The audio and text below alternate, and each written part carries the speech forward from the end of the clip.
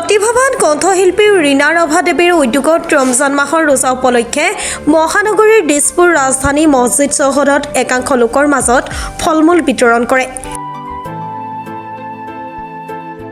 ফল-মূল বিতৰণ কৰি যথেষ্ট আনন্দ অনুভৱ কৰা বুলি মন্তব্য কৰে।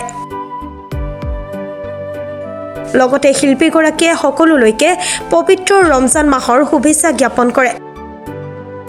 সকলোকে পোনপ্ৰথমে ইছলামধৰ্মী সকলোকে মই ঈদৰ শুভেচ্ছা জনালোঁ। সকলোৱে যেন জাতিয়ে সকলোৱে মিলি থাকক খুব শান্তিৰে তেওঁলোকৰ কালি পবিত্ৰ ঈদটো যাতে খুব সুন্দৰকৈ যায় তাকে কামনা কৰিছোঁ। সেইবাবে মই আজি তেওঁলোকৰ ওচৰত আহিছোঁ। অকণমান মই বিশেষ একো নোৱাৰিলেও ফল মূলেৰে অকণমান বিতৰণ কৰি তেওঁলোকৰ ওচৰত মই থিয় দিছোঁহি যাতে আশীৰ্বাদ কৰে সকলোৱে যাতে ভালে থাকে। তো সেইটোৱে আৰু সকলোকে ঈদৰ শুভেচ্ছা জনাইছোঁ। হয় হয়, ইতিমধ্যে মোৰ 2টি গীত হৈ গৈছে। মৰম তোমাৰ দ্বাৰা লিখা তুমি নোহোৱাকৈ মোৰ প্ৰথমটি গীত, তাৰপিছত তুমিয়ে পোহৰ ঢালি দিয়া, তাৰপিছত আমাৰ 2টি গীত মোৰ ৰেকৰ্ডিং কৰি কমপ্লিট হৈছে। জিনিমণি বৰুৱা বাইদেউৰ আৰু জিতেন কুমাৰ বৰুৱা তেখেতৰ জিতেন কুমাৰ বৰুৱাৰ মায়াৰ সাগৰ আৰু জিনিমণি বৰুৱা বাইদেউৰ আমাৰ আন্তৰ্জাতিক নাৰী দিৱসৰ হৈ গ'লে সফল নাৰী এই গীত দুটি অহা 3 এপ্ৰিলৰ 3 তাৰিখে 3 বহাগত গীতটো জ্যোতি চিত্ৰবনত মুকলি হ'বলৈ গৈ আছে। আৰু লগতে মই আৰু 2টি গীত কৰি আছোঁ। মৰম কুমাৰ দাৰ ঈশ্বৰ গীত এটি আছে, মই সুৰ কৰোঁ যিহেতু সুৰ কৰিবলৈ চেষ্টা কৰিছোঁ। আৰু এটি গীত আছে ডক্টৰ নীলিমা বৰুৱা শৰ্মা তেখেতৰ এটি গীত আছে ভূপেন দাৰ ক'ত গীত আৰম্ভ কৰি তেনেকৈ ধৰণৰ এটা গীত আছে। মই সেইটো সুৰ অকণমান কৰিবলৈ চেষ্টা কৰি আছোঁ। লগতে অকণমান বিহুৰ কাৰণে অকণমান প্ৰস্তুতি চলাই আছোঁ। হয় বিহু হয় বহুতো ঘাত প্ৰতিঘাতৰ মাজতে এইবাৰ মই ভাবিছোঁ আগবাঢ়িছোঁ যাতে সকলোৱে আশীৰ্বাদ কৰে। সেয়াই আৰু মই জুবিন দাৰ গীতবোৰলৈ জুবিন দাক তেখেতক স্মৰণ কৰিবলৈ বিচাৰিছোঁ আৰু মোৰ নিজৰ গীতকেইটাৰে মই এনেকৈ আৰম্ভ কৰিছোঁ যাতে সকলোৱে আশীৰ্বাদ কৰে মই যাতে সফল হওঁ।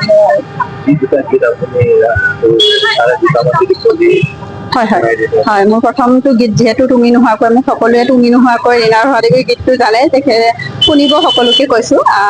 ডেমক্ৰেচি লাইফত ৰীনা ৰাভাদেৱী শংকৰদেৱ আহিলে আহিব তুমি নোহোৱাকৈ খুব সুন্দৰ গীত। গুৱাহাটীৰ পৰা পূজা দাসৰ ৰিপৰ্ট, প্ৰাতঃ টাইম ডিজিটেল।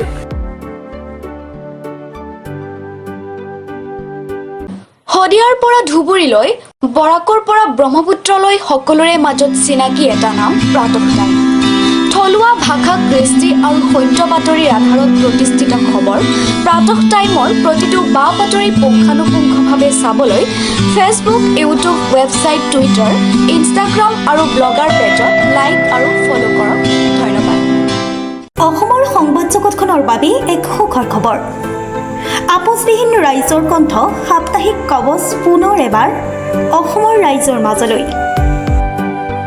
স্বত্বাধিকাৰী প্ৰণীতা কলিতাৰ দ্বাৰা প্ৰকাশিত আৰু আপোচবিহীন একাংশ নপুৰণি অভিজ্ঞতাপুষ্ট সাংবাদিকৰ দ্বাৰা প্ৰচাৰিত তথা eco printing press Guwahati Katabari গড়চুকত মুদ্ৰিত সাপ্তাহিক কবচ এতিয়া অসমৰ বিভিন্ন প্ৰান্তত উপলব্ধ।